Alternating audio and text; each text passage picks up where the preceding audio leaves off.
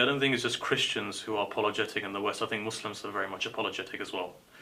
So the main reason for that is the media portrayal, and it's the anti-religious feeling. In the Middle East, you don't have that. And even though our media tells us that the Middle East is a hotspot and there's a lot of terrorist activities going there and many wars against religion or for religion or whatever started by religion, when you go there, on the ground, the reality is completely different. In the Middle East, if you're a Muslim, you can live as a Muslim. If you're a Jew, you can live as a Jew. If you're a Christian, you can live as a Christian, as long as politics doesn't get involved. So I think now coming to the West where we're living, or especially within Europe, the reason why we're apologetic is because of media portrayal. There are many who are suspicious about the whole interfaith agenda. I famously heard myself some time ago saying, I don't do interfaith.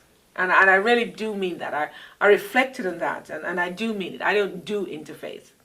If it means that I sit around in a room with people of different faith who have identified themselves with different faith and talk about it, I don't do that.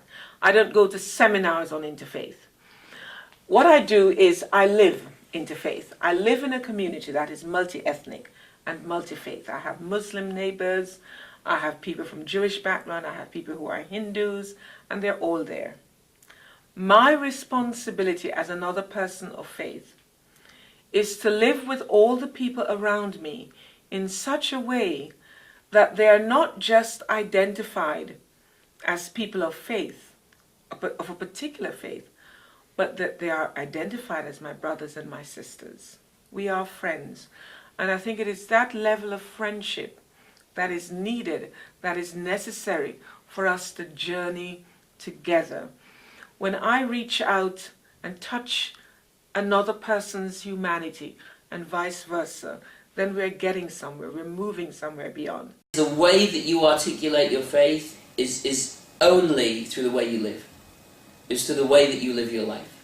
If in my mind, if people start to see religious people who are tolerant, who are loving, who are caring, who come without an agenda, which often they feel religious people are very much coming with, and who live a way of life that they look at and they say, this is a meaningful way of life. These people are genuinely happy. These people are having successful relationships. These people are bringing up their children in an effective way. If people look and see that, and there's enough of a critical mass of people living that way, then I believe that people will want to jump on the bandwagon.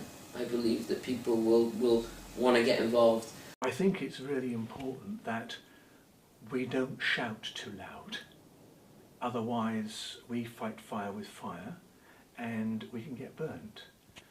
What I believe is that we need to listen to others. And my desire is to create those opportunities and skills. I mean, I was an actor and theatre director in my life, and it was all about communication skills. But actually, listening to people, finding out where they are, how you can step into their shoes and or walk alongside them is really, really important. Because you then have a credibility and authenticity.